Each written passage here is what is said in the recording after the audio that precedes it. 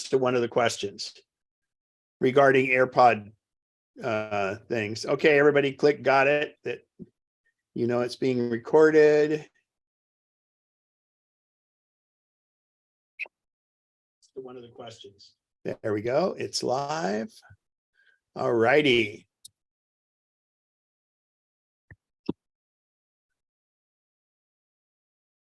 Okay, back to the keynote. All right. So boom, we can finish that. Let me move this menu bar. I hate it's in the way. All right. So tonight we're going to do volunteer and member announcements. Then we'll do tech Q&A. None of this is news to anybody, but we have actually 4 questions that were in the Purple Mac, so that'll be good. And then Al has a wonderful, as usual, presentation on current news and rumors and all that. And then we're going to do kind of the app roulette thing. So starting out, do we have any members that have any announcements? You know, if you have something to give away, to sell, having trouble with a neighbor, whatever it is, if you have anything, just now's your time. You can raise your hand or you can just unmute yourself and speak up. Okay, same response as getting all the people to send their apps in. So I thought we were an interactive group, but I guess not. I guess the holidays was too much for everybody. Yeah, well, the malaise is kind of, I'm feeling the same malaise as everybody. So yeah, hey Ray, let me know when we get to that point. We'll go and you can bring that up again, because I'm not going to be able to keep an eye on chat with everybody that has the app. So that's good, everybody. When we get to that, we'll go through it. I appreciate that. So anybody, no announcements, anything else? All right, well, we're going to do tech Q&A next. So we have 4 questions for the Purple Mac. And the first one here is, when you're doing Apple TV, how do you scroll down with the remote to find all of the available seasons? For instance, Slow Horses. And whoever sent this in, Slow Horses is a great show. It's bizarre, but not bizarre. It's interesting. It's fantastic. It's about the British intelligence and these group of misfits that are in their own special place, and they're really good at solving things, but they're just kind of misfits. So it's really good. You might have to put the closed captions on so you can to get through some of the British accent. Yeah, it'd be nice if they spoke English. So actually, that's a little tip, you guys. If you're using an Apple TV that has Siri or a Siri remote, you know how these days I hate it, because the person that does the sound editing for shows knows the script. So therefore they always have loud music or something that makes it so you can't hear the script, and they don't realize that because they have the script in front of them. So with the Apple TV, with the Siri remote, you can, if there is closed captioning available, you don't have to have it on, but you say, with Siri, you can say, what did they say? And it actually skips back 10 seconds. It displays closed captioning for that short amount of time, and then it just goes on. The other thing is you can swipe up from the remote or swipe down. I forget which it is. Well, actually, you can just tell Siri to turn on closed captioning. So it's very, very good. But anyway, I'm not too familiar with this because I use my iPad most of the time. Does anybody that uses the Apple TV a lot have input for this? And you have to get to the episode sometimes. So who submitted this, Randy? Yes. So have you tried saying show me all episodes of Slow Horses? No, I will try that. I sometimes watch on the little iPad, and then I go, downstairs, watch on the big TV with the Apple TV and the, device, the remote, and Well, it just you doesn't. know that because the iPad does such a good job of navigating, you can just use AirPlay to send it to the Apple TV, and you don't even have to use the Apple TV interface that way. That is a great thing. Actually, my wife is finishing up watching the Rick Steves Zoom for the 23 days of January travel. Oh yeah. And so we mirror from her iPad to the big TV using Right. Apple TV AirPlay. Okay. And Keith McMahon, you have your hand up, and your Yes, glasses are your glasses are clean now, so you can ask your question. I want to ask a question that was answered here either last month or a couple of months before. And you didn't like the answer, so you want me to make up a new one? No, I've forgotten the answer. How do you check for internet or Wi-Fi speed from your desktop computer? You had a system for doing that, and I thought I remembered it or wrote it down, and no, I can't find it.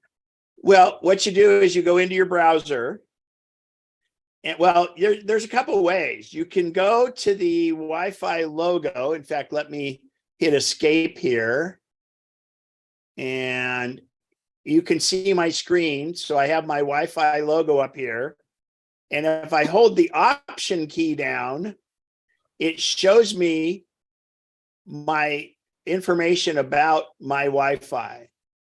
But the way We're not seeing your screen, Ken. you're not seeing No. the screen. I I see am. Yeah, I see it. the Everybody general- else is, so you need to buy a new computer. Yeah, everybody else does. So anyway, Oh, it's up in the top, and you hold down Option where the Wi-Fi logo is, and you get more stuff, and you can create a diagnostic. But really, the easy way that I normally do it is I do a browser, and I go to speed test, not .com, but .net. And at speedtest.net, you get this. Forget all these ads and all these things that say, oh, you've got to make your Mac a little faster and all that. Disregard all that. Just hit go. And I don't want it to know my location. So I'm usually right around 100. They've been doing a little work on our internet, but so it gives you, and I'll explain these things. There's ping, there's download, and there's upload. Now, if you're on fiber, your download and upload will be the same. If you're on DSL or cable, your upload will not be as fast as your download. And that's okay, because you don't really upload as much as you download. The ping time, though, is one that's important. What the ping is, and this is 23 milliseconds, which is good. You want to be under 100 on this. That means when you send out a signal, like you request apple.com, you send out that signal, and how quick does that little bit of data come back to you? In other words, it's the bandwidth is the big pipe on how you download stuff, but how responsive is what the ping time is. And most people don't really worry about the ping time unless it's over 100, and then it's an issue. But that's what it is. So speedtest.net, and disregard all these things about, checking out your modem and all. They're all ads. That's how it's paid for. Good question. Look in the chat. Yeah, and I'll put a link to it. And then for your iOS devices, your iPad and your iPhone, you download the Ookla app, Ookla, and you put that app on. Well, they have it for the computer now too, by the way. That's the link that Al gave. And it's really good. All righty. So we kind of answered Randy's question on this. Let's get back into full screen mode. All right. So next question. AirPods Max, which are fantastic. That's not the ones down in the corner here. These are the big cans that you put over your ears. And currently they use a lightning cable to charge them. But the problem is you can't use a little adapter, a little mini jack to lightning to have them listen when you're on the airplane. Al, do you remember what we paid when we got ours? Wasn't it? I'm looking at it right now. I think it was around $35. It was kind of No, pricey. no. We paid 69 back then. Really? Yep. But they're 39 now, and I'm going to go to that. So what it is this cable 35 now. You can get white or black. And the difference is, so if you remember when the iPhone first came out with the Lightning and there was no headphone adapter anymore. They came out with this little dongle that was, and basically what it is the mini jack is analog and Lightning is digital. So you need what's called a DA, so digital to analog converter. Well, those little dongles for the phone converted the Lightning digital to audio so you could use a headphone. But you need to do it the other way because we're converting analog to digital. And so inside the tip, there's this little chip. And Al, those are the two links I sent you. One is this way with this Lightning cable, and it works very well in those. Now, the only downside is you can't charge them at the same time you're listening. So that's for the AirPods Max. And then there's also this little thing from 12 South, which is a really good company. They make these things called AirFly. And these will work for any Bluetooth. These are also a way to use your AirPod Pros with the airplane outlet.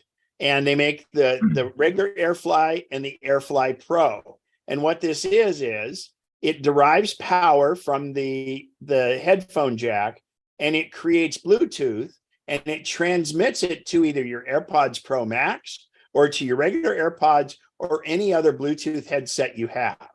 So these are great. I take mine with me, but what I do is with my AirPods Pro Max, I just keep that cable wound up with my other cables inside there. So I always have that solid cable connection. And now that they're $35, it's worth it. But they were either 59 or 69 bucks that we had to spend a while back when the AirPod Pros first came out, AirPod Pro Max. So anyway, AirFly is the best. I have no idea how this Ugreen one works, but AirFly at 12 South is really good stuff. So, and Al has provided links for both of those. So that's a great question. We'll go back to the keynote again. All righty. So, well, I think this is Randy, and Randy, all I can say is that's why you don't upgrade to Ventura. So, the terms and conditions, I don't know why that doesn't come up, why it keeps coming up. And you've done a reboot? Yes, that's a hesitant reboot. I did turn it off, not a real hard, but just turned off. No. Well, do you do a restart from the Apple logo? Yes. Yeah. I don't know. And did this just start happening with 13.2? Yes, just the brand new update. Yeah. Yeah. Well, good luck with that. It's not a deal. So it's probably every time you reboot, right? Yeah, that's probably what's happened. So yeah, They're I don't know. rebooting. Yeah, don't reboot. Good. Problem solved. Well, but that brings up the thing, you guys definitely reboot at least every 2 weeks or when things are acting weird. Now, if the terms and conditions keep popping up, I wouldn't say that would work because it's going to make it come up, so it won't fix that. But yeah, I don't know. And on the M1 Max, you can't zap the pram on them anymore. So have you Googled it by any chance? You're still muted. You're muted. No, I just wanted to fill the purple Mac with a couple questions. No. I appreciate that, but I don't know because I'm not running Ventura. I'll look it up. And this will keep me from running it. There you go. Yeah. I'm wondering if that may have something to do with their new security initiatives. Yeah, but why would it keep popping up every time? Good question. You know, How then many that's the times- signal to noise ratio. If it keeps doing it, then people just disregard it. Well, 13.2 only came out on Monday, so Yeah. you couldn't have had that many restarts so far. Well, it depends on how bad it is. Well, Chris and the other Dodd, question I come up with, Ken, is that message all for the same? Is it for the Apple itself, or is it for various other apps? You know, I'm just throwing that out. oh, like when you fire up other apps. Yeah, Yeah, they might have updated to that. That's a good point, Bob. It might be that certain apps. So Randy, do you say okay, or what do you do? yeah.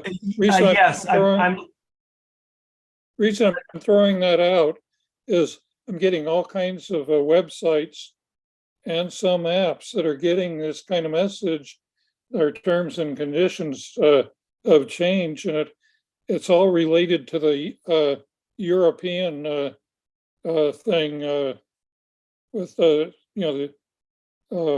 common market Yeah. standards changing. So a lot of it has to do with that. And Bob, once you've consented to it one time, it shouldn't pop up again, though, right?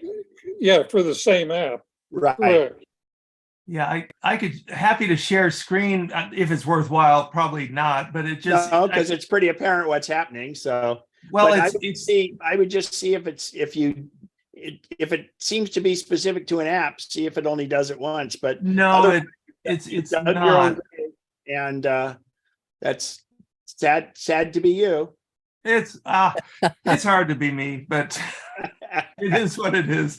No, it seems like it's just for, I just looking on mine, new iCloud terms and conditions. To use iCloud on this Mac, you must accept the new terms and conditions. Terms and conditions, I click there. And then does it ask you to sign in? No, it's just terms and conditions comes up, and then you have to check the little box. I have read and agreed to the iCloud terms and conditions. So I even actually scroll all the way down. It is quite lengthy. Okay, Randy, misery loves company, but I think we've kind of covered this well enough. There you go. Chris Dodson, look at what we have on our screen. Oh, yeah, that's my question. But I have another one about Randy's question. Rebooting,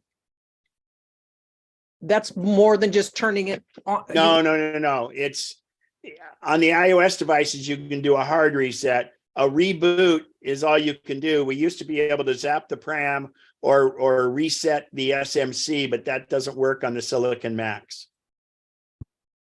Oh. All you can do is restart. That's the only option. Okay. So Chris put this in about how to do recycle, and I brought it up. So she has a 2018, a 2008 and a 2013. Right.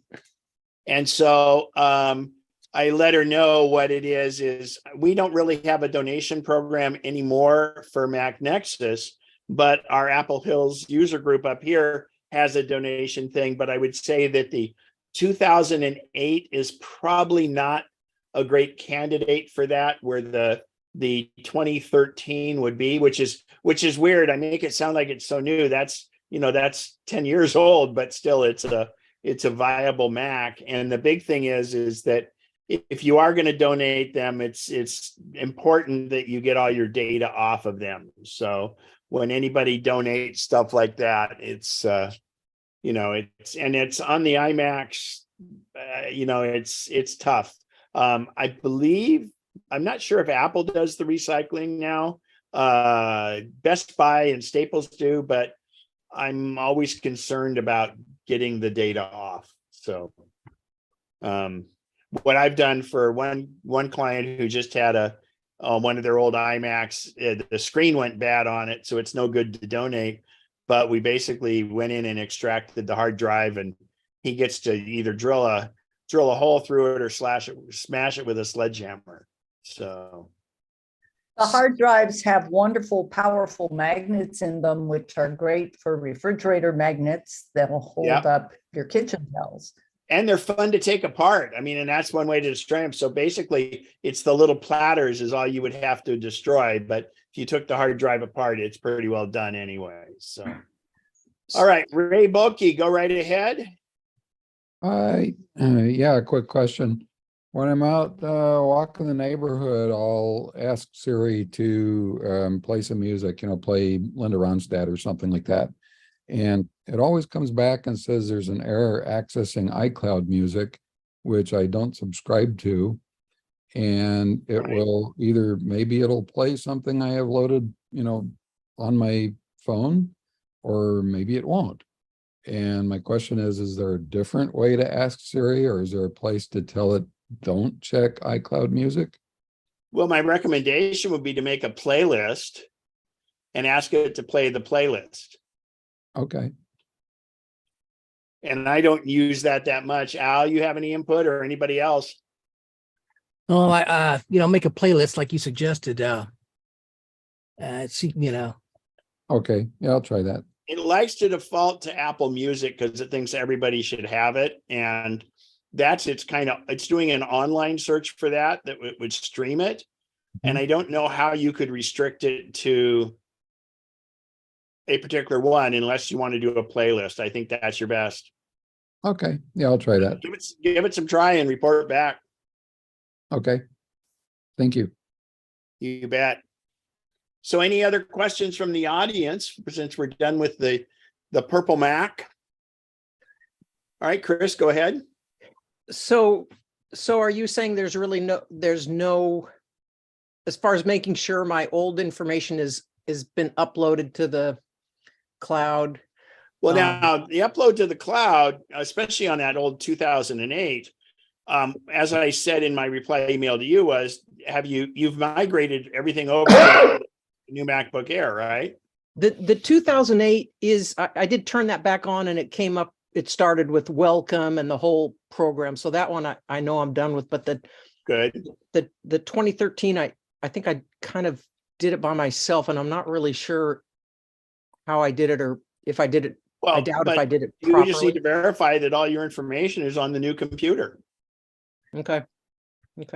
Like go through your photos, look at the first and the last photo, do all that stuff. Okay. Yeah, and then at that point you can go in and delete the drive. There's actually some easier ways to do it now, but and there's some ones where it'll spend a whole day rewriting over the drive and make it better. So Okay. or get rid of everything, I should say. All right. Anybody else? Any other questions? Al, I'm going to deflect to you. I think Joe didn't Joe have a question about the iMac, the 27-inch iMac that we were. Oh yeah, sorry about that.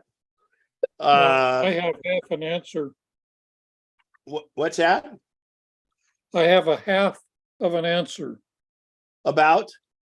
The Ray's question. Go ahead. I was trying to remember. You go in your dang it. Hold on a second.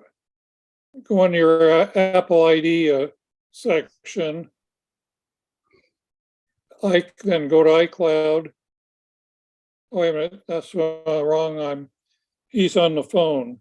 Go to settings, scroll down to music. And the first setting in music is cellular data. Once I turned that off, I wasn't getting any music through the phone outside of my house. Oh. Yeah, that.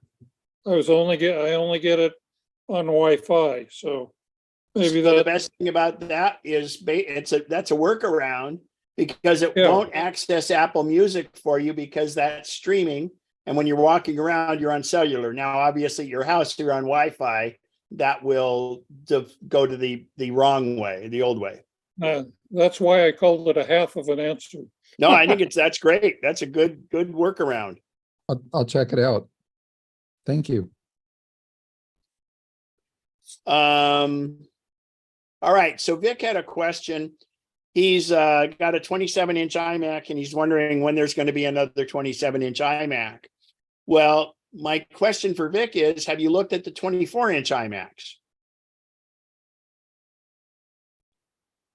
Is Vic still here?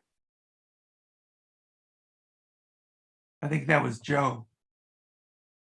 Well, I thought it was Vic. And I think Joe posted it in the chat there. oh, okay. I'm running a Okay, I see that. Well, then, Joe, let me ask you that question. Have you looked at the 24-inch iMac? Go ahead and unmute yourself.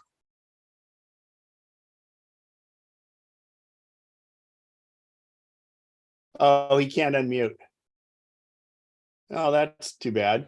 Well, the 24-inch is almost as big. It's a fantastic machine. And there are some rumors around that they might come out with a 27, but I kind of don't think so. I mean, realistically, a 27-inch iMac would be the 27-inch studio display and either a Mac Mini, because the new Mac Mini is powerful, or the studio. And that's really kind of what replaced it. And I think the problem is, and I think it's smart for Apple because the 24-inch is between the 21.5 and the 27, but the clarity of that screen, he says, yes, but I'm used to the 27. Well, the clarity of that screen, I would be willing to bet that if you really gave it a once over, those extra 3 inches of diagonal measurement or won't be that much different because the screen has such good clarity. But again, then you're either a beefed up mini or a studio hooked to a 27-inch monitor. Yeah. And So, there's some other options out there if you don't want to go the Apple route for a 27-inch. You know, LG has some that have Thunderbolt in. If yeah, and he just put a message up, but he needs a monitor and a camera. So again, if you buy, there's a lot of monitors out there that have cameras now, but also a webcam costs not much. Yeah. So it's not as streamlined. And like I say, do yourself a favor, go look at, you'd be surprised. And remember, when you're in a big shop and you're looking at a 24-inch, everything looks smaller in there. So don't be too dissuaded by that. I've installed a lot of those for people and they're fantastic. So, one other thing you can do too is go to Costco and look at the monitors that they've got. They've got really good prices. Yeah. yeah, and the nice thing is they have a few of them on display too. And they just came out with Costco today. They had there's some discounts at Costco on Macs right now. That was in today's email from Costco. All Hey, right. Ken, have you Go heard ahead, the Al. rumor? Have you? I saw a piece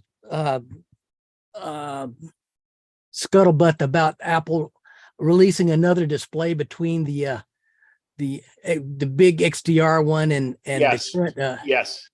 Yeah, the indication are, so they have the current studio display, which I think is what, $1,500, somewhere in there. And then they have the $6,000 Yeah. Pro XDR display. Now, while that sounds like a lot, I have to, people talk about the Apple tax and everything. What you have to understand is that monitor is for professional people. And that monitor actually replaces a $40,000 Sony display for these big Hollywood studios. And that $40,000 Sony display can only operate for a half hour at a time because it overheats. And what they do in those big environments like that is they'll have a cart. This is for when they're rendering the movies because it needs such horsepower and they need to be color correct. So it's hard to imagine that a $6,000 display is actually cheap, but it is for those people doing that stuff. But again, we're talking about ultra pro level. But Apple is talking about a monitor between the the Studio and that one. So I don't know that that one's much of a market for people here. I'm trying to decide whether, to grab a Studio or wait for Apple's next offerings. Somehow I wasn't sure if that was meant to be a replacement for that Studio display or a successor or. I think it's more because the Studio display is not that old. I think it's really more to get in the try to capture more of the audience that can't go up to the $6,000 one. Yeah, I know there. And by the way, that $6,000 display, it's really $5,000, but the stand is $1,000. But it's a really nice stand. Well, bless somebody. Gee. Yeah. But you'll think it is when you spend, $6,000 on it. But it's an incredible monitor, and you have two versions of the glass. One has what's called a nano coating. So that's good. And think of some of these big office environments where you're in a cubicle, but there's a lot of glare and everything else. The nano is without distorting the display, it's a anti-glare kind of setup, and it's fantastic. Keith McMahon, you have your hand up. Go ahead. So I just wanted to submit my comments about this. I had a 27-inch iMac that was about, I think, 10 or 11 years old, 12 years old, whatever. I got rid of it almost a year ago and purchased a new 27-inch Studio display and a Apple Studio. And that's what I'm using instead of my iMac. And I really like it. It works really well. It's a lot faster than the old iMac I had. And I'm very happy with the 27-inch display that I got with it. So. And Randy would raise his hand. Same thing. Randy has that exact setup, and it's quite nice. So that's really the replacement for the 27-inch. And the beauty of it is, because the studio hardware, not the Studio display, but the Studio hardware could support multiple monitors, and it can support the XDR display, the $6,000 display too. So, because there's people that use the Studio for that, and the whole idea is it's, there's more people buying Macs than ever, but there's also a lot of people not buying Macs anymore because of iOS devices and stuff. So they really have to limit what they're doing. And I think this has been a smart way to do it, because it's covering more bases and giving you more options. Whereas, the iMac realistically was always a consumer machine, not a pro machine. And then they did come out with the iMac Pro, which was really not. I think that's a transitional machine until they, yeah, until they could get the Apple Silicon up and running and amazingly, the new Apple Studio is not quite as good, but it's almost as powerful as the Mac Pro. And we'll probably get an upgrade to the Mac Pro because it's about the only thing left that's not on Apple Silicon at this point. It is the only device that's that they sell that's Intel. Yeah.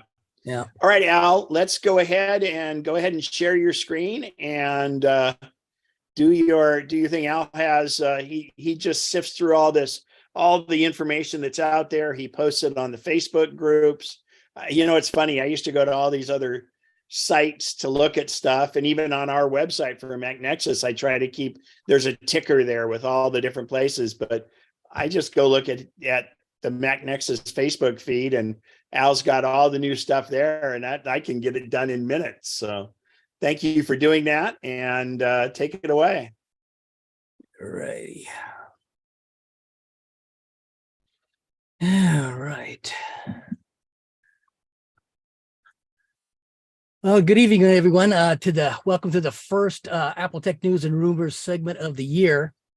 Hope everyone had some good holidays. First up from Apple Insider, on January 17th, Apple updated its 14 and 16-inch MacBook Pros with the main change being an upgrade of chips from the N1 series to the M2 Pro and M2 Max. these were introduced as kind of a pair of surprises that in a January press release. The refresh of the 14 and 16-inch MacBook Pros are relatively straightforward. It's chiefly an internal spec bump, and the MacBook Pro is up to 6 times faster than the fastest Intel-based MacBook Pro. The battery life is now up to 22 hours. That's amazing when you think about it. That's 2 hours less than a full day on a battery. That's because these new chips, the Apple Silicon, is based on the same chip that's in the phone. Super efficient, doesn't put out much heat, and it makes for great battery life. Yeah. It's got enhanced connectivity. The new MacBook Pro support Wi-Fi 6E, which is up to twice as fast as the previous generation. The MacBook Pros come with 96 gigabytes of unified memory in the M2 Max model. Rounding out the features, the MacBook Pro, it's got the Liquid Retinal XDR display, has an extensive array of connectivity.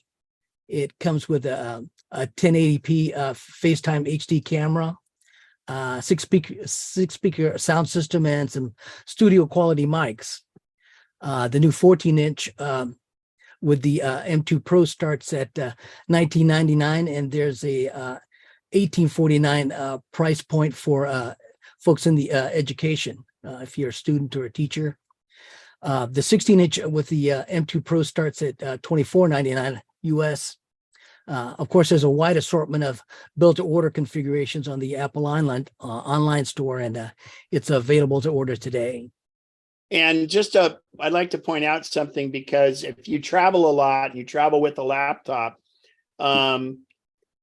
you stay in hotels, and if you're concerned about putting them in the safe, I wholly recommend the 14 over the 16, because I realized that when I did my Middle Eastern tour, that I had the old MacBook Pro 13-inch, and only because I was going to order the 16-inch, but it would have arrived while I was on the trip. This was when the M1 first came out. And during that trip, I realized that I would have only been able to put it in safes on my trip in about 20% of the hotels. So when I got back, I ordered the 14 instead of the 16, because it's only 3/4 of an inch wider than the 13, and it fits in most hotel safes. So if that's a consideration, you got to think about that. And they're the same specs. They're not, the 14 is no less of a machine than the 16. Yeah. Do you know what they weigh? Yeah, they're not heavy. The specs are online. I mean, it's the MacBook Air is very much lighter, but these are very robust machines. They're milled out of one solid piece of aluminum, and they're not light because they've got so much packed into them. But and the 14, it's funny because it's not that much lighter, but because it's smaller, it feels lighter. You can always, the MacBook Airs are an option for a lot of folks, if weight is a consideration. Yeah, they just don't have as much horsepower. No. But although just about anything with Apple Silicon, for modest needs, so anything short of significant rendering or video editing stuff, plenty robust. They just made a quantum leap when they leaped into the M1 series, and if going forward, I think we're just going to see like minor incremental jumps, but we won't see as significant a jump from the Intel to the Apple Silicon as going forward. It was monumental. Absolutely. Okay. Also released in January 17th. Apple's updated the Mac Mini with second generation Apple Silicon model, now including M2 and the M2 Pro chip options. The newest Apple Silicon Mac Mini it's undergone again a speed bump with an internal upgrade, giving it more performance, and there are more chip options. The M2 Pro starts with a 10-core CPU, which consists of 6 performance and 4 efficiency cores. And to break that out, what's a what constitutes a performance core and an efficiency core. If you're just if you're doing any significant horsepower stuff, any kind of video rendering, it runs it through the high performance cores that require more energy and shorten your battery life and stuff if you're mobile. But if you're just doing if you're taking a pause or something and just so that you can do just the normal low power background stuff, it'll default to the efficiency cores. And so they've kind of broken out so they can maximize performance and still give you the performance when you need it, but not keep your foot on the pedal when you're just cruising. So that's the difference between the two, their architectural approach. The M2 Pro, it comes with a 16-core GPU and a 16-core neural engine, as well as the a media engine. There is an upgrade option boosting CPU to 12 cores and a GPU up to 19 cores if you want a little bit more performance in that form factor, but not quite an Apple's a Mac Studio. On the memory side, it has 200 gigabytes of memory bandwidth, and the M2 Pro starts at 16 gig of unified memory with a configuration option of going up to 32 gigabytes. For storage, the M2 model has 24 gigabyte SSD at the low end with a 512 gig, a 1 terabyte, and a 2 terabyte options, where the M2 Pro version starts with a 512 gigabyte, and it goes up with a 1, 2, 4, and 8 terabyte options.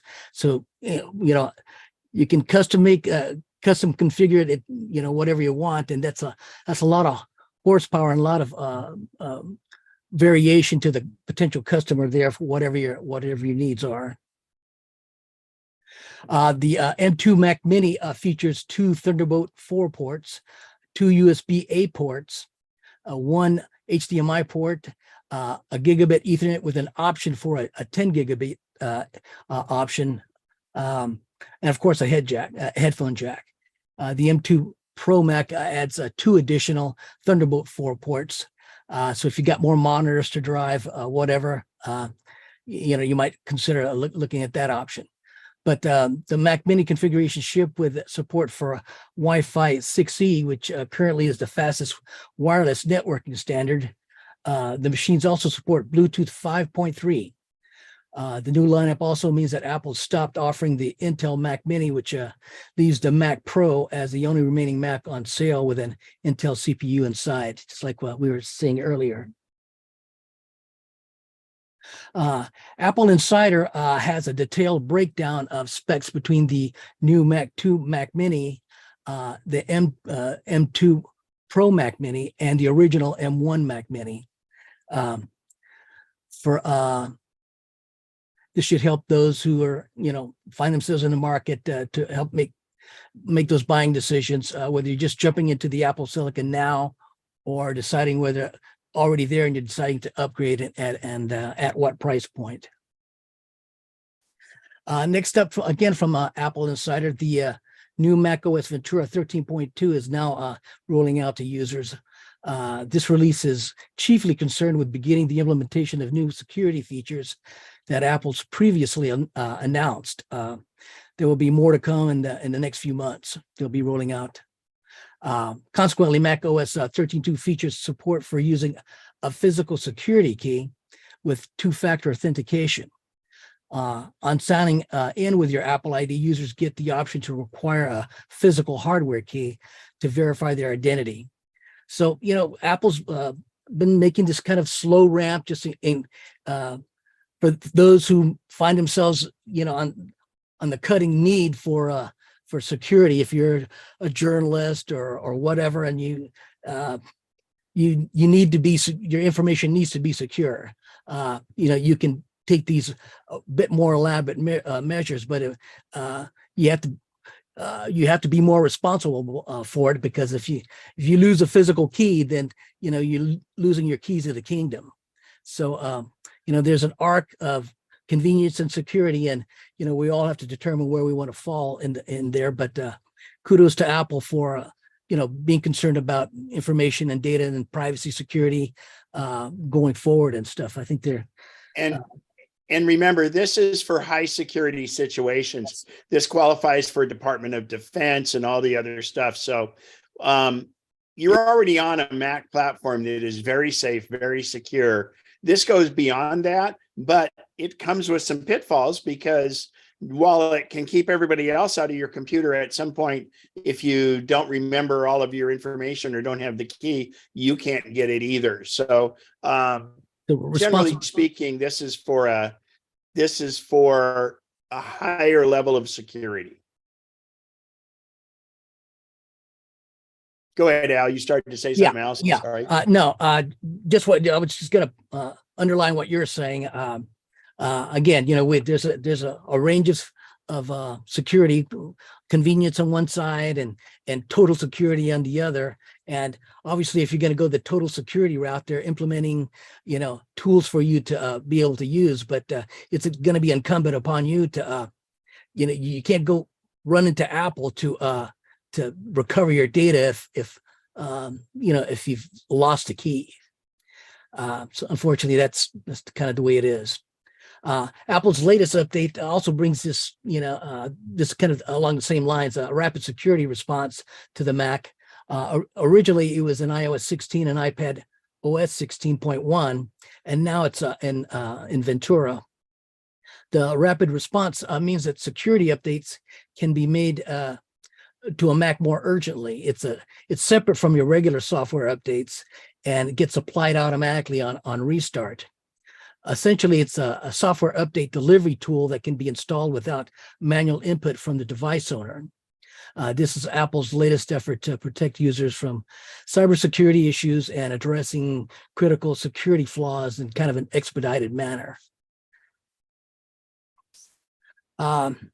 This from 9to5Mac, iOS 16.3 and iPad OS 16.3 are, again, they're available to all iPhone and iPad models since January 23rd. Some of the new features include new Unity wallpaper in celebration of Black History Month. Another feature is the new security keys for your Apple ID that allow users to strengthen the security of their account by requiring what we were talking about earlier, the physical security key as a part of the two-factor authentication sign-in process on new devices. Also in 16.3 is support for the new second-generation HomePod. And finally, the emergency SOS calls now require holding the side button with the up and down volume button and then releasing it in order to prevent inadvertent emergency calls. I guess, in its implementation out in the field, there were some issues with the non-emergency calls being accidentally made, and so they've implemented this to help that situation. The update also includes some bug fixes and some other improvements for iPhone users. This from Apple Insider, as you stated earlier, the iOS 13.3 update is available for download.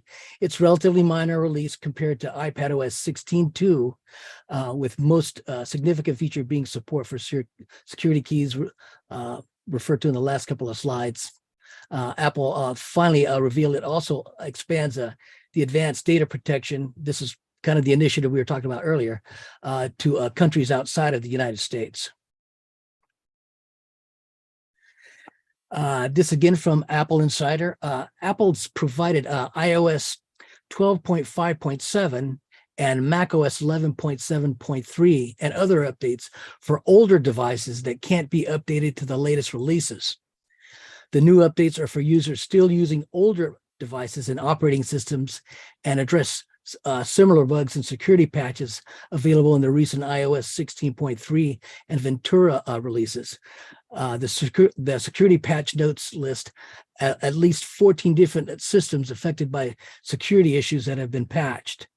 And for some context, the iPhone 5S was introduced in September of 2013 and discontinued in March of 2016. And I'd say kudos to Apple for continuing to support these older devices. I agree completely. I mean, that's really just they're sticking by and they're trying to make sure that everything stays secure. Yeah, yeah. Next up, there's the finally have the public release of Watch OS 9.3. It includes bug fixes and under the hood improvements for your Apple Watch. It's available to everyone now. It's no longer in beta. The Apple Watch uses updated Watch OS by Apple Watch users who want to update can do so by opening the iOS Watch app, selecting General, then Software Update, and following the on-screen prompts. It's pretty straightforward. Again, from Apple Insider, almost 2 years after it was discontinued, after they discontinued the original HomePod, Apple's launched a new version in the same size with the same form factor, but improved audio and better Siri integration. Apple dropped the original HomePod in March of 2021, saying that it intended to focus on the then new HomePod Mini instead. The design is the same visibly, but internally it includes a U1 ultra-wide processor that is the same as in the current HomePod Mini. This means it gains the same handoff ability to let users start a song on an iPhone and finish it on your HomePod. Pretty nice. As before, two HomePods can be used as a stereo pair. However, Apple notes that the two have to be of the same generation. So it's not possible to pair a new HomePod with an original one in a stereo pair. It's too bad.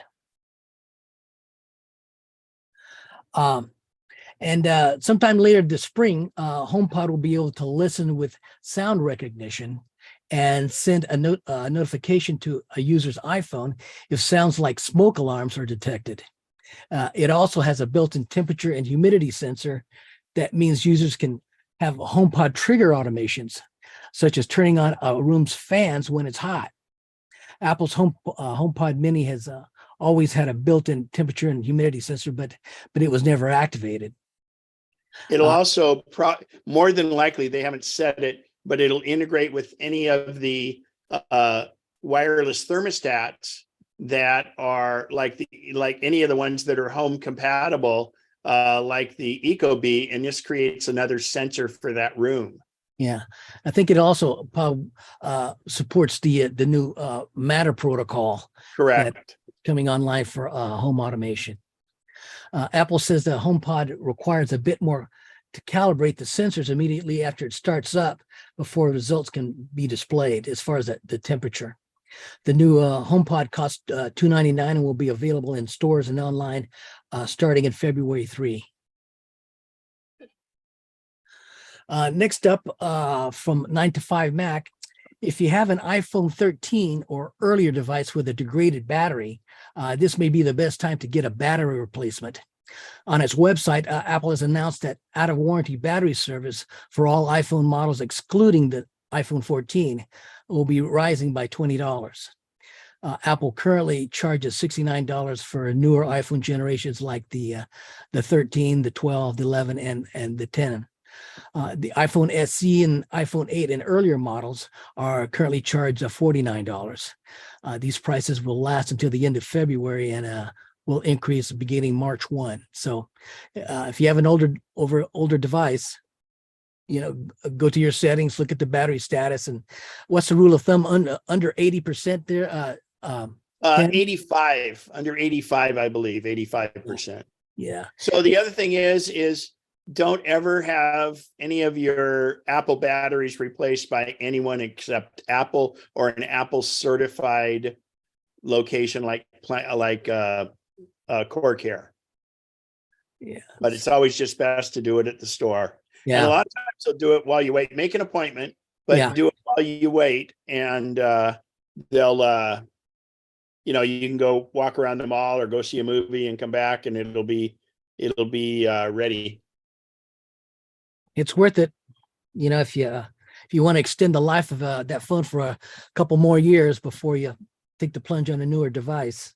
Usable battery life is between 2 and 3 years. It just starts to get degraded enough that it slows things down, and it just batteries are only good for so many charges.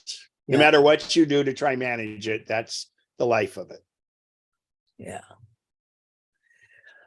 Next up on the Apple Watch front, a woman credits her Apple Watch with saving her life after the ECG app discovered a previously undiagnosed heart condition. A woman named Elaine Thompson suffered seizures in 2018, and as part of her post-diagnosis treatment, her daughter recommended she wear an Apple Watch to monitor her health. The Apple Watch recently detected something wrong with Thompson's heart rhythm and alerted her to the issue. She then visited her cardiologist and was fitted with a heart monitor for a week. And in one instance, the monitor sent an alert to the hospital after her heart actually stopped for 19 seconds. Doctors diagnosed Thompson's with a heart blockage and installed a pacemaker to help with the condition. She credits her Apple Watch with first discovering that something was wrong and her acting on it. So another win for the Apple Watch. Seems we get a steady stream of these. That's a huge deal. First of all, personally, I'm in AFib and have been since January 1st. They're going to shock me on February 2nd to get me back in rhythm. But my heart rate starting 2 days ago was very accelerated and it was a concern. So I was able to use the ECG on the watch, and I was able to let my doctor know, and they simply just had me increase one of my medications rather than having to go into the ER and everything else, because I was able to gather the information they needed. I have another close friend that lives up here in Sun City, and he had the new watch. So the SE does not have the ECG, or what's commonly called an EKG on it. So it'd be any of the ones except for the SE. But he had that on his watch, but he hadn't activated it yet. And he was in, he's 82 years old now. He was 80 when this happened. He was in New York City to see his grandson perform at Carnegie Hall. And he's just walking around New York, and the watch popped up and said, "You may be in atrial fibrillation." And he'd never had any AFib. He'd never had any heart issues. And sure enough, he went to Cedars-Sinai, and they were able to get him cardioverted, and they did it. And he was able to go see his grandson at Carnegie Hall. So we have two hands that are up. Joan, go ahead. Yes, I was wondering, do you have to get an appointment to have a battery changed on your watch or on your phone? Well, the watch and the phone are different. Yeah. So the phone, yes, you should always, anytime you go to the Genius Bar, you should make an appointment, because they carve out time. Otherwise, you go there and they're going to put you in the first come, first serve queue, and it could be much longer. Also, they want to make sure that they have the battery for you. As far as the watch goes, the replacement of the battery in the watch is, as far as I know, they just usually do a refurb version of it, because it's really hard to take them apart. They might have changed that, but it's tough. So how do you know that you need a new battery for your watch? They can do some diagnostics on it. I don't believe there's a setting where you can check. How old is your watch? I think it's about 3 years old. So 3 years, but the watch has been doing pretty well. So does it last through the day? Yes, it does. Then that's kind of the barometer. The new ones last even longer, but if it lasts through the day, you're probably okay, but it will degrade. But I there's probably some online things to find out about replacements on it. So okay, one more question. On my phone, it says I'm charged at 89%, and you said 85. Now, if I was to make an appointment, no, does it? And I don't want to know what it's charged to. You need to go to battery health. Yeah, I did. I think I did. Okay, so everybody can do this. Go to settings on your phone, then go down to general. No, and I think there's actually a battery. right, I don't think down to battery. Yeah.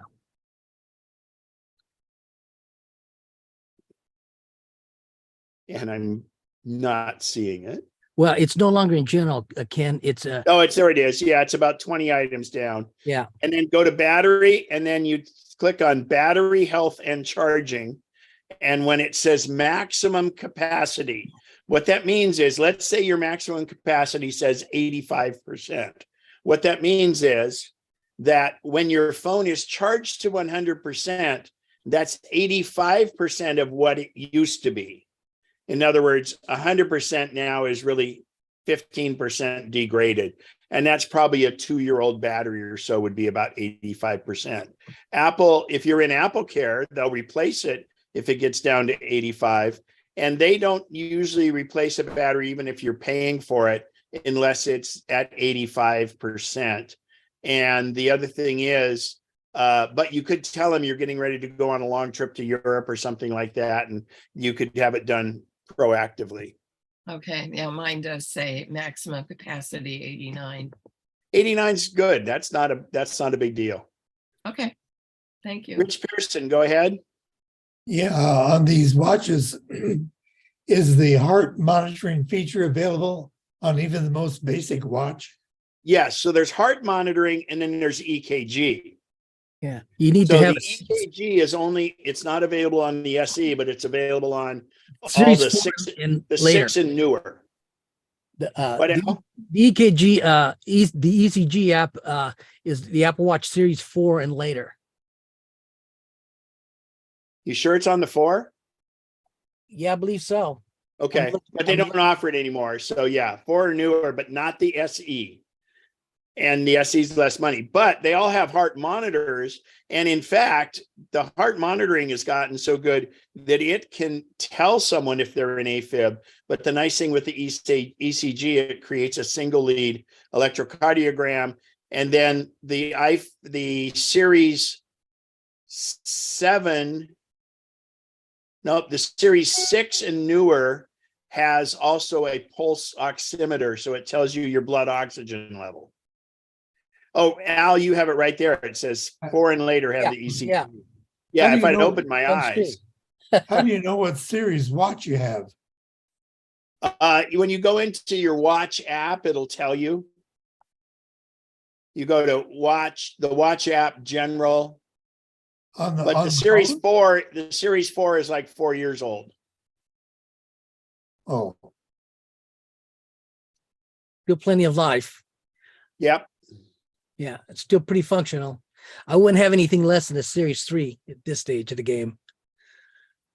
Be time to upgrade. well, I So I bought have- this in December, so it's pretty new, I guess. Yeah, you're Yeah. fine. Yeah. So anybody else? I have one more thing. One more thing. One more thing is One good. more thing.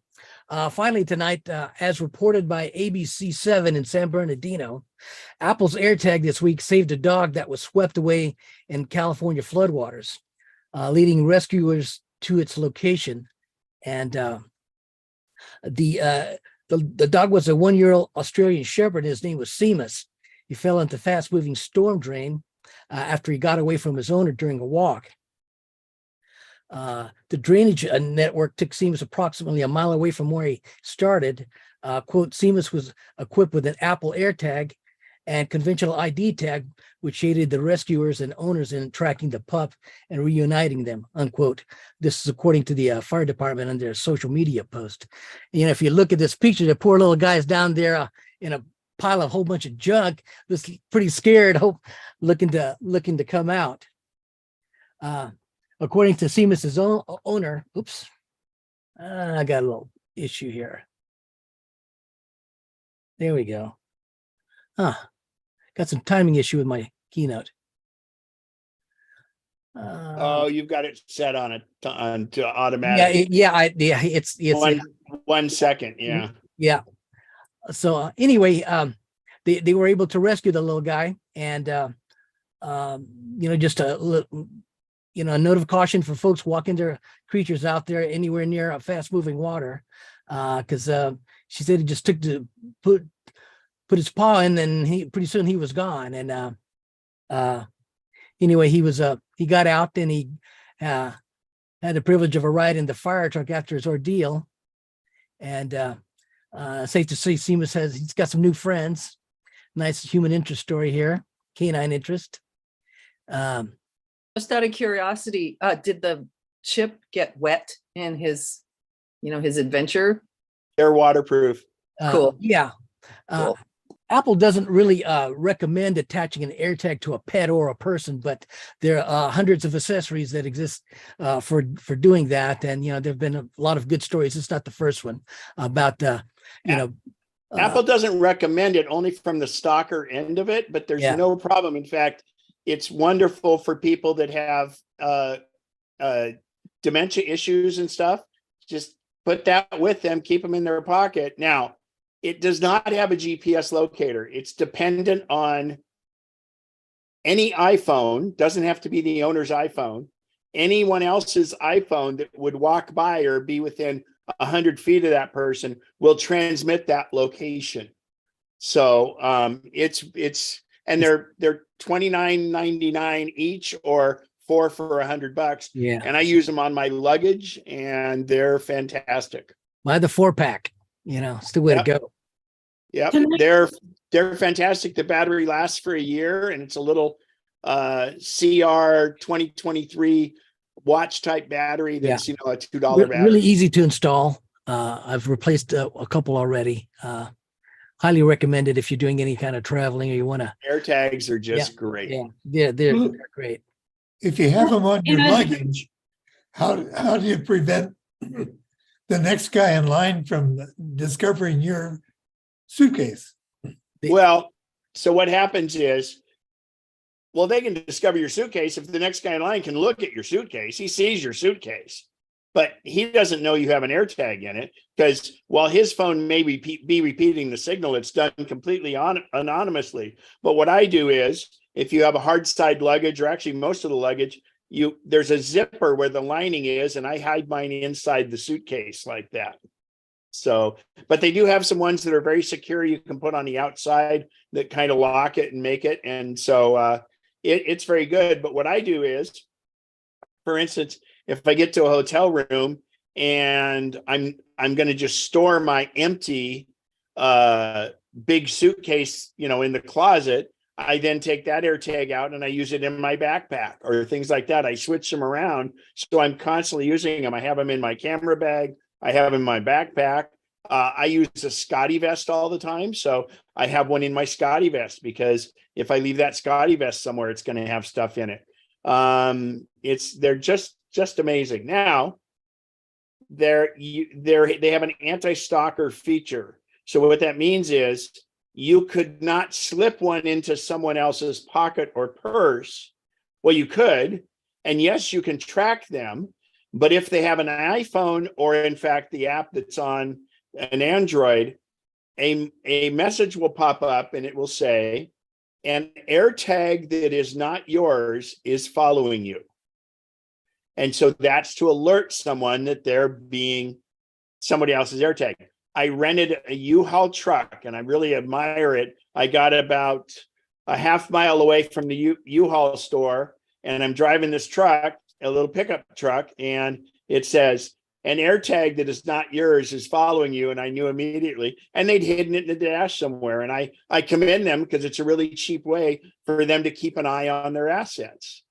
So AirTags are great. And again, in this case, you look how that saved this dog's life. Yeah. So this is the closing portion of this. All the links generated tonight and more will be distributed in a PDF by Bob White in his normal MacNexus email blast. I will post it sooner on our Facebook page. And the MacNexus Facebook page is a great forum for late-breaking curated Apple tech news and support. And we encourage everyone to come check it out. And of course, go Niners. Good job, Al. Al, thank you. A lot of work on that. Great job. And good. Very, very, very, very good. This is Joan. On a personal note, I found putting the battery into the whatever you call that, iTags or the tags, I found it very hard to do for me to push on it and turn it. I don't know. Is it just me? Is there a secret that I don't know? Dry fingers.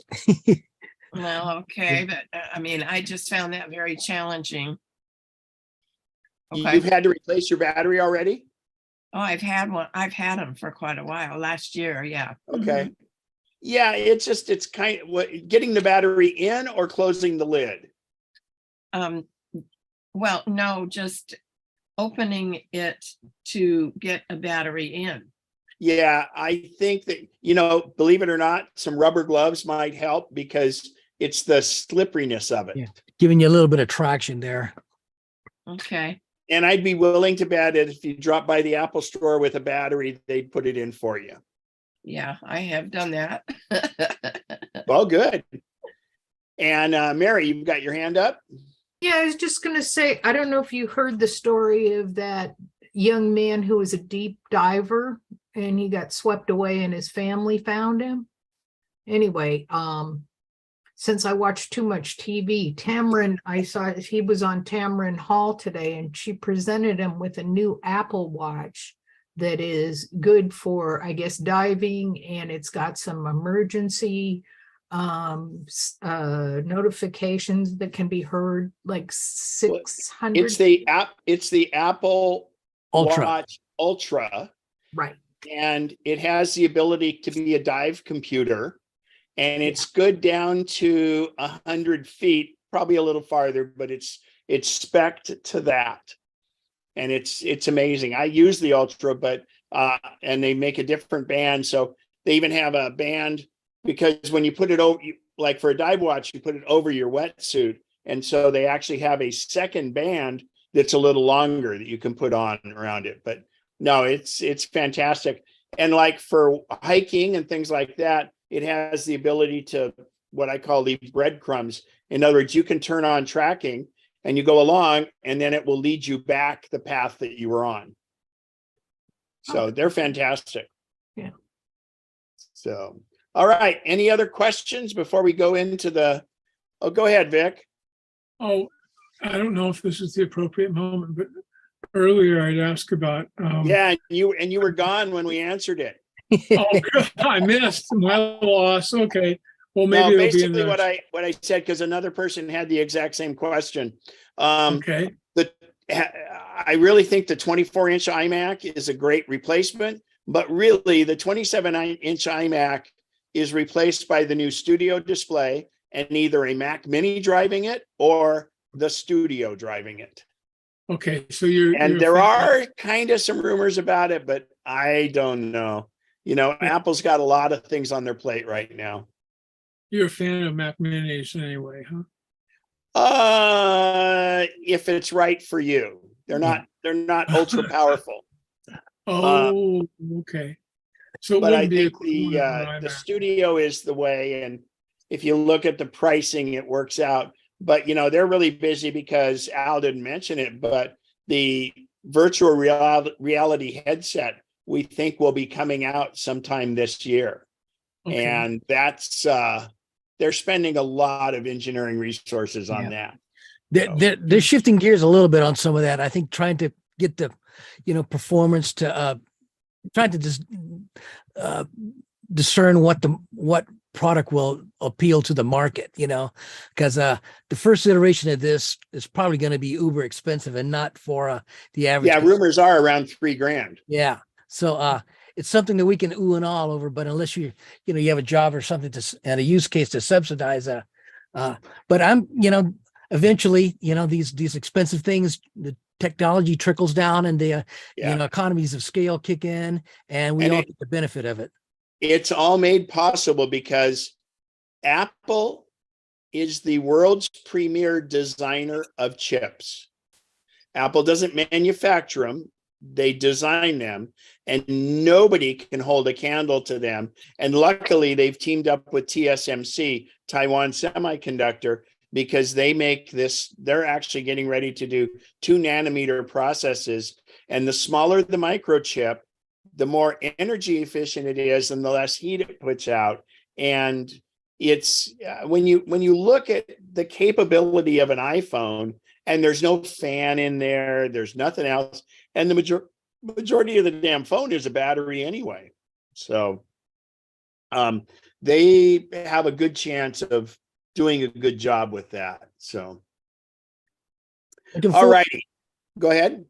No, I was just saying, I'm looking forward to seeing what they release. And, you know, we're already seeing references in the code to the operating system, you know, that's different than any of the other products they release. So, yeah.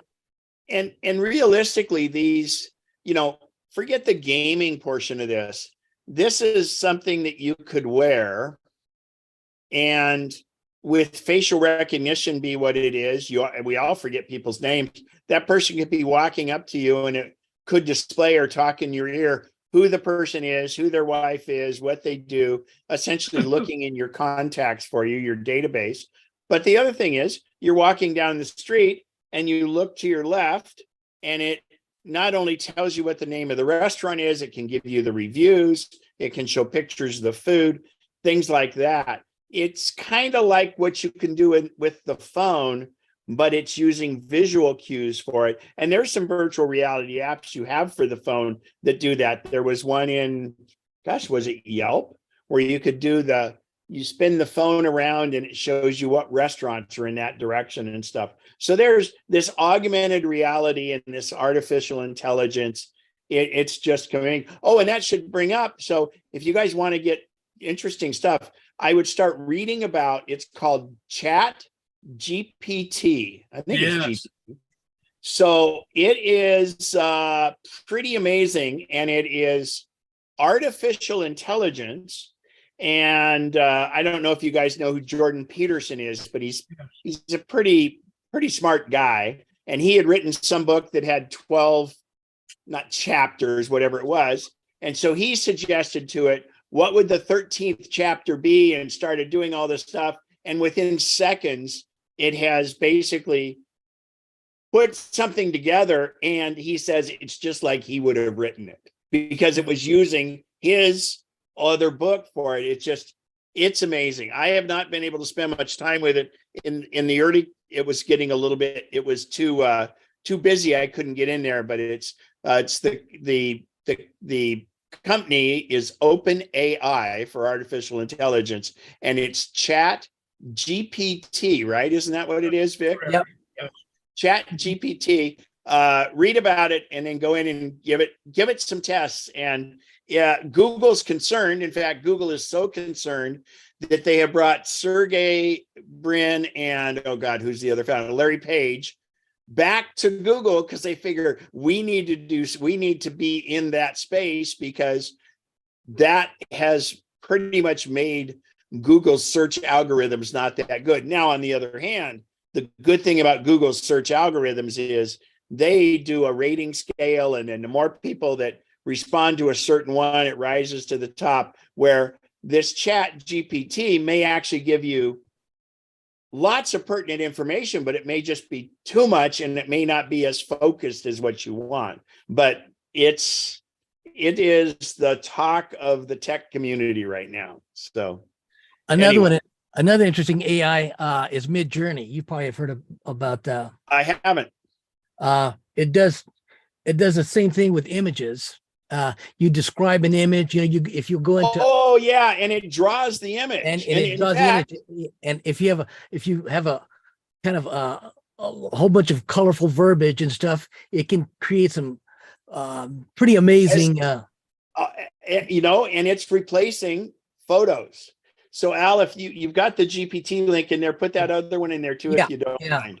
So it's really amazing what it can do, and it's so much so that, is this a real picture behind me, or is this a generated picture of Yosemite from the swinging bridge? Yeah. So, hasn't Microsoft already made the decision to use some of that kind of AI in some of their products? Microsoft is a big investor in OpenAI, I believe. Yeah. So I don't know if I don't know what I haven't read anything like that. Could be, but it could be that they just want to make sure they're in it somehow. Yeah. Yeah. They want to get on the ground floor. These big companies have been working building AI products in their labs, I'm sure for quite a while. Well, Apple's done AI and augmented reality too for quite a while. Vic, you've got your hand up. Go ahead. Oh, I just wanted to, piggyback on what you said. Jordan Peterson's an amazing guy, brilliant and very articulate. One more thing that the Chat GPT can do on a Friday afternoon, a worker at Twitter realized he hadn't done anything all week and just messed around at the office. So he went on Chat GPT and he said, I need 10 projects that I might have otherwise done during the week, and I want the coding that go with each one. And within 3 minutes, the 10 projects were in his hands, and the coding was accurate. And the code worked. It will work. Yeah. All 10 codes worked. Yeah. And it is amazing technology, and we're on the cusp of that. Yeah. Yeah, Anyway, it's and Elon Musk has stated he is concerned about AI. So when you think about it, because he's in that, they have an AI, not just from Tesla, but they have their Neuralink company and stuff. And the concern is it's almost like if the robots go rogue is the thing. And I mean, we're getting to that point because machine learning, like for instance, the full self-driving on the Tesla and stuff, it's machine learning. So in other words, they're gathering over 2 million miles a day of information from all the cars out there, and no person can look through that. It's sent to a machine and it grinds it and crunches it, and it makes that so data can either be a bunch of noise or data can be useful. Well, this machine learning can crunch it. And what it does is it does that, and then it learns from it. And they used to also, like, for instance, they did labeling when they were looking, that's a stop sign, that's a merge sign, things like that. They used to have to label those signs manually, and now the machine labels those signs in the software. And it's rarely, if it gets up something confused, it'll do it out. And actually, I can tell you where crowdsourcing was the original version of this years ago. If you remember, you know what CAPTCHAs are. That's where you have to verify that you're essentially a human. And what the CAPTCHA used to have, Google did this a long time ago. And it wasn't just Google sites, but what they did is they had a CAPTCHA where they created the code, and then it was a picture of some text from a book. And the thing was, when you entered the CAPTCHA for the one thing to verify it's you, the second thing was, let's say it said zipline, for instance, was the word on this piece of paper. Well, Google was scanning all of these books, and because of different fonts and things, it couldn't make out the word zipline. So what it did is it presented that as a CAPTCHA, a secondary CAPTCHA for you to look at. And when enough people put in, yes, that spells zipline, that went back and filled in for the books that they were scanning, that the scanner couldn't pick up the optical character recognition. And that's genius. So Google did another funny thing like that a long time ago. I mean, think back to the days when cell phones were first out. You used to dial 411 and it was like $1 call, right? Well, Google came up with a free thing. It was Goog, G-O-O-G 411, and you could get directory information, and it was all voice recognition. And Google did that as a free service because that's how they learned and trained voice recognition, because all these people were asking for things. So they've got you did it, it was free, and you were really the one participating in it. And it's just, this stuff's just, I mean, it's amazing. All right. Speaking of amazing. Are we closer to, I'm sorry, Dave, I can't do that.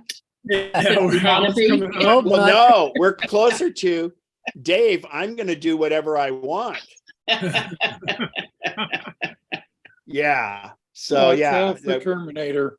2001: A Space Odyssey. I mean, that was great.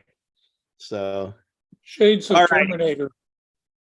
So we're going to go in, and I just want to, this is kind of going to be a roundtable. And what I'd like to do is, this is going to be a precursor to the first Saturday. And we're going to do Appalooza, it's just app, because everybody has apps they use and they're amazing. And what I'd like to do is, in fact, Keith McMahon put in a thing. So if you want to just do a quick little thing, we have a half hour, well, you have 20 minutes, but go in, and we don't have to go deep into your app, but let's just do an overview of the app with the thought that we'll address these in detail on the 3-hour class coming up on the upcoming Saturday. So Keith McMahon, unmute yourself and tell us the 3 you liked just quickly. The 3 I liked were Gypsy Tours, Waze, and Photopills. Those are ones I use the most often. Do you want me to describe them? Well, I can for you if you'd like, because they're all 3 great apps. So, and he uses it on an iPad. So I want to point this out. All 3 of those apps require a GPS. Now, he uses an iPad. He doesn't use his iPhone very much, but the iPad he uses for Waze, he uses it for Photopills, and he uses it for Gypsy Guide. The stipulation on an iPad is you have to have a cellular version of the iPad to get a GPS in the iPad. The Wi-Fi only version of the iPad does not have a GPS in it. Now, when you're at home, it'll work on Wi-Fi and it kind of knows your location. That's why Apple Maps works and things like that.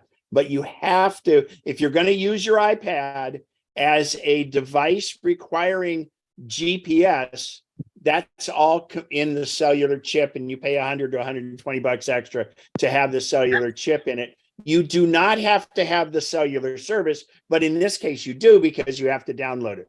So one of my favorite apps is the first one he mentioned. It's Gypsy Guide.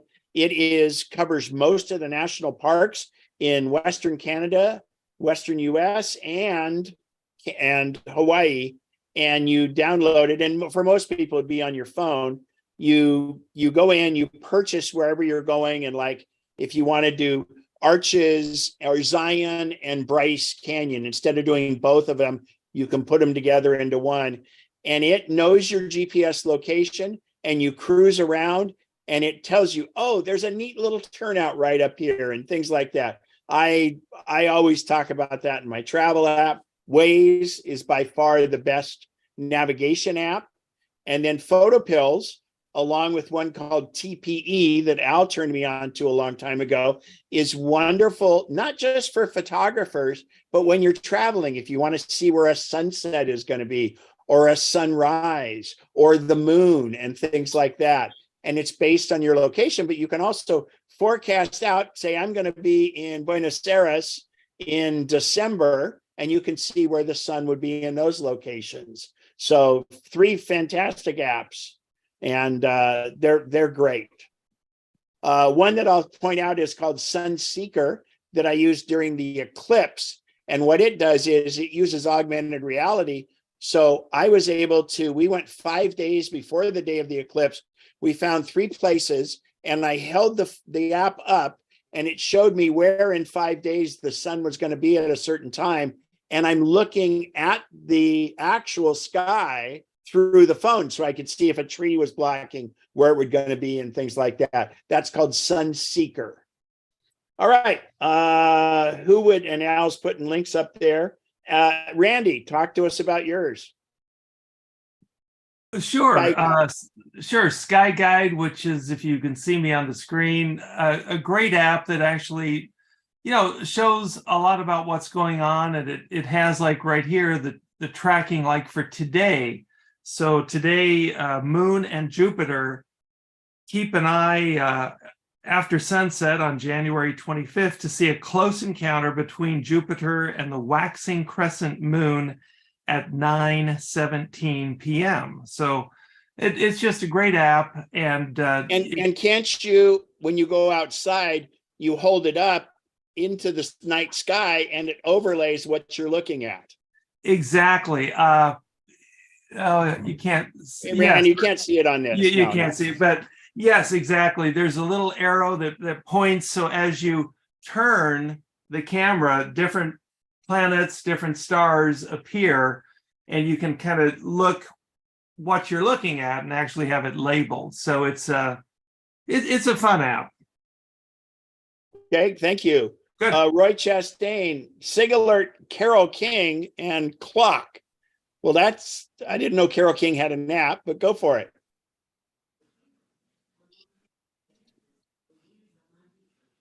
Well, anyway, Sig Alert is for the, to give you the road things if there's any problems on the roads and things like that. And are you there, Roy, rather? It looks like Calorie King, not Carol. Oh, thank you. Yes, you're right. It's Calorie King. Oh, well. And of course, the Clock app. So, yeah. Calorie King, is that one where you can put in what it is and it'll show you what your food is? I think it is. So, go ahead, Chris. You've got your hand up. Chris Dodson. Yeah.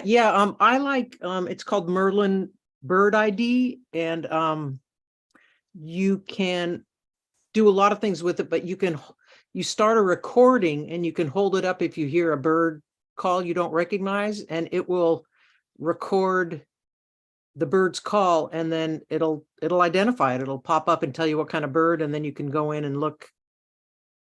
And that's a wonderful app. That's the one from Cornell, right? Yes. Yeah. So Merlin Bird app. And then the other thing is, if you don't have the sounds, you can go in and basically birds are more by a location. So you say, well, I'm in South America, I'm in Ecuador, and which is got home of so many birds.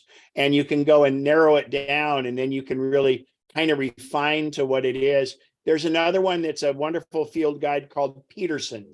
The Merlin one, I think isn't it free? Yes. Yeah, so that's the neat thing, because Cornell University does it and it's free, but Peterson's Bird Guide is quite good, but it's a pay-for app. So great job on that. Thank you. Are you a birder?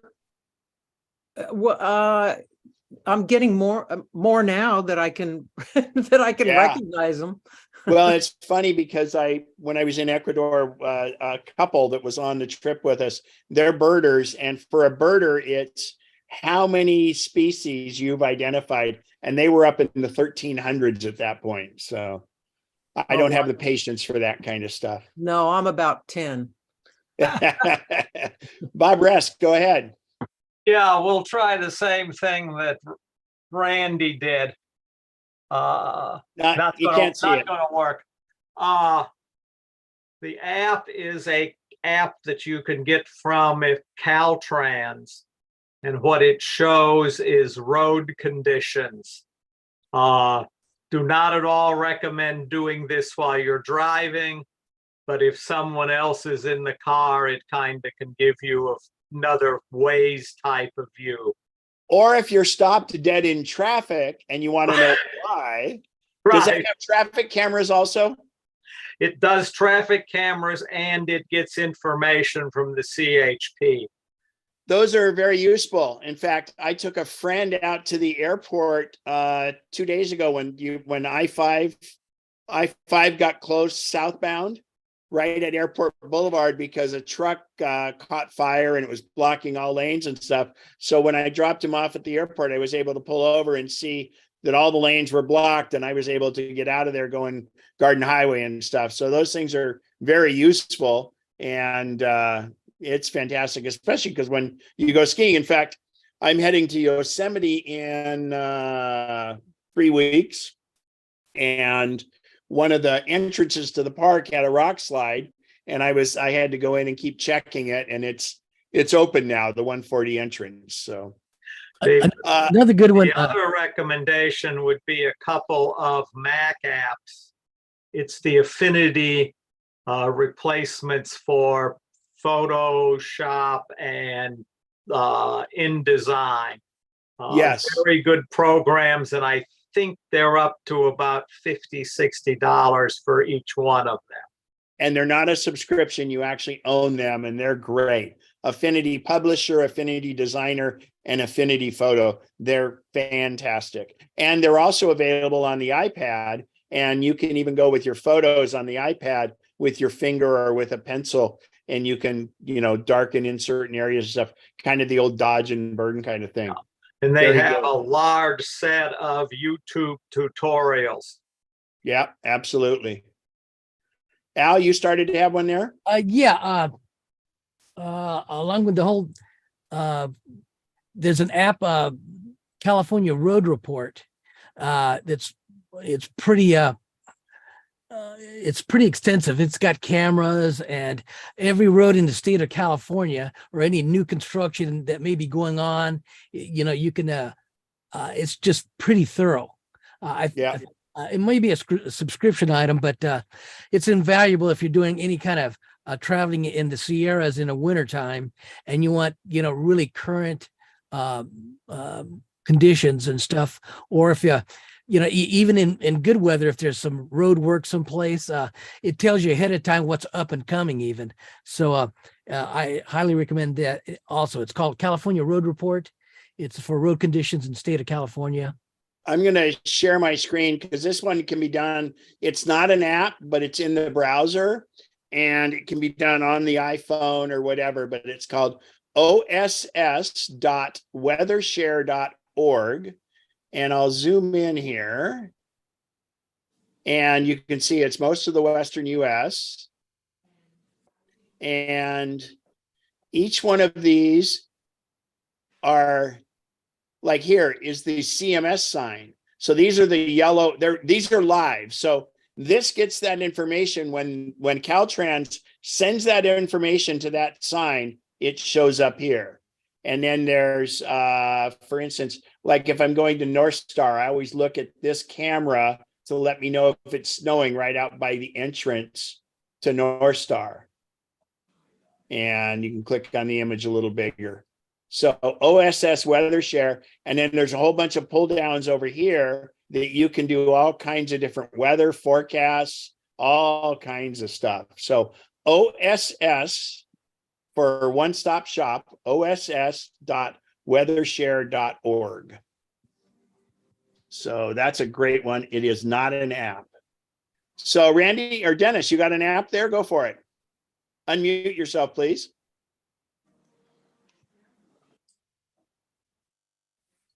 I don't know if that's Dennis or me. I just said what Al was talking about was just the abbreviation I have is exactly what Al was talking about. CARR, the California Road Report. That's it's the icon for it is a traffic cone. Right. Yeah, that's it. And someone that was talking about birds. There's another great one, Sibley's, which is really good. Oh, yeah. Version 2. That's so far over my head, but it's fun. My wife enjoys it. I think it's part of the family share, so I get involved, look at it, and just admire. I don't know how to run the thing, but iNaturalist is also good. It's photographically somehow, and I've used it a couple times, but it's interesting and it works. iNaturalist, you take a picture. I took a picture of a snake one time and said, "Oh yeah, that's a certain type of racer snake or plants." Does it do trees and plants and leaves and plants, stuff? Yes. Yeah, but that's great. And Google Lens or Google Search does that. That's wonderful. This is one of them. Dennis, you're on. And thank you for wearing your name tag tonight for us. Oh, that's for my museum. For me. That's I museum. know. I'm giving you a bad time. Well, Berta likes picture this because she takes pictures of plants and so forth, and you take a picture of the plant, and it shows up, tells about the plant and the history, the genus and all that stuff, which is pretty cool. And then I like Flight Radar 24, which is a neat web. Oh. It tracks, basically searches for, it can do flight number or tracking or aircraft number. And it's just fun to see where the planes are running around in there. It's really good. And with Flight Radar, I use that when I'm at the cell phone waiting lot, waiting to pick up friends. And I can see when they're taxiing, when they've landed, all that stuff. It's great. Yeah, it's cool. So great job. Thanks. Anybody else? Go ahead, Darian. Right. I know it's not for everyone, but I thoroughly enjoyed the very lovely graphics in the classic 1910 Tarot app. And it is the classic Tarot card deck, and it will do all kinds of fun readings for you. So if you wonder what the meaning of the day might be, you can pull up a Tarot card and enjoy looking at the picture. It has Very complete cool. text. And yeah, they don't show up on the screen. So yep. Thank you, Mr. Bob White. Hey, somebody mentioned food a little bit a while ago. Here's a good one. It's an app for the iOS devices called MyFitnessPal, all one word. Yep. It's actually what the Weight Watchers app. The thing is, it has a database of several million items. So you can either type and find, you can scan the barcode on the food item before you take it out of the package, whatever. But it's really nice for keeping track of your food. If you're on low sodium or you're whatever kind of diet you're on, it's really good for that. It's not free. It's a subscription. I think it's like 50 or 60 bucks a year. And I think it's all one word, MyFitnessPal, right? Correct. And perfect. And you can it does not have an app for the Mac, but you just go to it on through Safari or whatever browser you're using. Yeah. Perfect. Keith McMahon again, go for it. I have another app. I'm not going to recommend this for everybody, but it was very helpful for us because I live out in the woods. It's an app called Watch Duty. And I'm registered with them for both Placer County and El Dorado County. And anytime there's a forest fire within so many miles of where I live, it comes up with a thing that says there's a fire here and it's going in this direction and maybe you need to evacuate or whatever it is. It gives you up-to-date information about forest fires in your neighborhood. Again, that name again? Watch Duty. Watch Duty, all one word, or is there a space between them? I think it's two. Okay, fantastic. Good thoughts. Luckily, we don't need it right now, but boy, when you need it, you need it. Yes. Is Rich- Watch Duty only for California? Al got the link for it already. Good job. And Bev Lauren said there's one called Hurricane Tracker for you also. So, I should point out, speaking of flights in hurricane area, so I got one, there's an Aurora app because I was heading to Iceland and I wanted to see Aurora Borealis, and it was really neat because certain apps will show you cloud cover and other things like that. So unfortunately, one of my favorite apps that was good for cloud cover was Dark Sky. And I am not happy with Apple that they have discontinued. They bought Dark Sky. They've integrated most of it into the Apple Weather app. And we're going to go over the Apple Weather app when we do the. I'm not crazy about their implementation of the dark. No, and because I used to be able to see how much it was going to snow each day and stuff. Yeah. Let's not go down that road because I'm very bitter. But anyway, so Rich Pearson, go for it. Yeah. What is a good app for predicting when an airplane's going to land? I think you're going to say for when an airplane's going to crash. And I'm going, when you find that app, that's with the tarot card app. You know what I mean? A flight tracker or something like that. Flight tracker, flight radar, flight status, and it's good because they'll track it along the way. I think somebody mentioned the second one. So Flight Radar 24. Flight Radar 24, and the other one was which was the one you did? Was it Dennis? Well, Kayak has one, don't they? Doesn't Kayak? Yeah, but these are really clean and they're free, and you don't have to dig in. Yeah. There's one called Flight Aware. Flight Aware. Okay, yep. Wasn't there a website that some FlightAware is really good. Yeah. like flights above me? or Oh, no, something you like can that? actually ask Siri that. You can say, what flights are above me? And There you Siri will do it. And it uses that app, I think, but it says what flights are overhead or something like that. You can ask Siri. So, These but are- yeah, Rich, it's for following. And the other, and I forget which one it is. I'll have to see, because one of the ones that I use, it also tells me, like, for instance, let's say I'm connecting with a flight. It will tell me where that plane is from the flight before. In other words, it may not be the same one going through. That flight may end at, say, Dallas Fort Worth, but that's the plane I'm going to get on, and it starts a new one. It'll say, where is your plane? And it will tell you where your next plane is, so you'll know if it's going to be delayed. It's So what's really that? What's well, that at? I'll have to pull it up, and if you remind me, I'll have that for our thing, because we're getting short on time now. So I've got a link. I put a link in there for how to use flight tracker apps to tell what planes are flying overhead. This is from the Points Guy. So it's probably pretty article might have some benefit. yeah, the one that I'm talking about is Flight Aware. Yeah.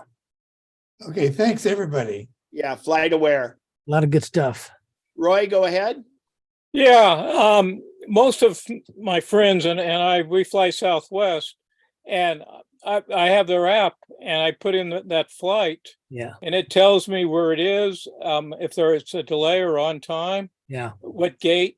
So I haven't used any of that other stuff, Flight Radar or that. I just use Southwest. I don't know Yeah, about the and other airlines. Each of the airlines has that now, but what I think you find on some of these other apps, they go into more detail because they sometimes don't want you to see. It's like watching sausage being made. They don't want you to see behind the scenes. So, and while we're talking flights, one of the things I use, they have an app for it, but I use it online all the time, is Seat Guru, one word, seatguru.com, because it will put up which seats on the airplane are good or bad for different reasons. It'll tell you the pitch. It'll tell you, this seat doesn't recline, or it's close to the lavatory and all that. So when I'm looking at the chart, whenever I'm making my bookings, I have that open in a separate browser window. It's so much easier on the computer, but I go and I check, and like, okay, that's an exit row, and that one doesn't have any seats in front of it, or, you might have a bulkhead or things. So it is phenomenal. And it's great. And what it does is you put in the date you're flying, the airline you're flying, the date you're flying, and what your flight number is, and it goes and finds which model of a 737 it is. Sometimes you have to massage it a little bit to get it right, but then you compare it to what the seat chart looks like on the other one, and you're on the right one. And yeah, it's great. It's great. +1. And it's free. Yeah. It's owned by Travelocity now, I think. So, all righty. So that's it, except for the drawing. What's our number tonight, ladies? Mary? Yeah, Mary, sorry, I had to what's the- unmute here. It is 286. Got that one. Oh, for tonight. Oh, sorry. Oops. Lisa's got the one for tonight. I mean, for the folks who are here. Lisa, she's handing it off to you. Okay, 36. 36. So refresh my memory. We do 4 $25. We do 2 $100, and then $100 for the full membership, right? Correct. Oh man, I haven't lost my touch. All right. Well, for that. So I'm going to have Siri make a drawing, and I always put this disclaimer in. If for some reason I don't say it correctly, we throw that one out and do it, because it's going to pick a random number between 1 and 36 for everyone that's here. Or on the all membership drawing, it's between 1 and 286. And your number on the all membership drawing will be a totally different number than what it is in the 1 through 36. So if you win a $25 Amazon gift card, and then later you win a $100 Amazon gift card, you have to give one of those up. And I recommend that you give up the $25 one, and we redraw that one. So, and that doesn't apply to the membership one, because the open membership one, everybody's involved in that, whether they were here or not. So you can, in fact, win a second prize on it. So that being said, we're going to use Siri here, and I'm going to do the first 4 $25 Amazon gift cards, and it's for people that were present here. So there's 36 attendees. Give me a random number between 1 and 36. Great. Give me a random number between 1 and 36. It's 7. 7. Charles Murphy. Hey, Charles, congratulations. All right. Give me a random number between 1 and 36.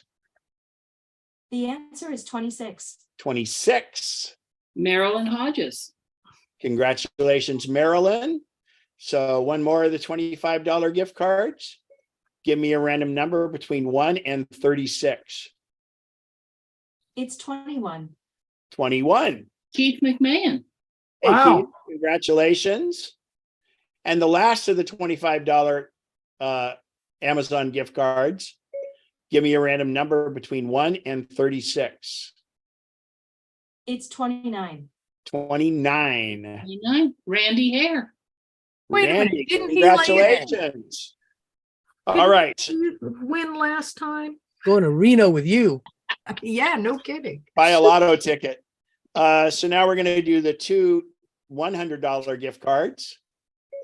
Give me a random number between 1 and 36. The answer is 17. 17. Joan Whitaker. Joan Whitaker, congratulations. Thank you. Give me a random number between 1 and 36. That would be 3. 3, early in the queue. Bev Lawrence. Bev, congratulations.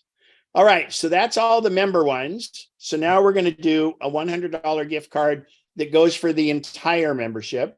And I'll be sending this email out tonight as soon as they get it to me. And on these, I always put a thing that, because someone doesn't have to be here to win that.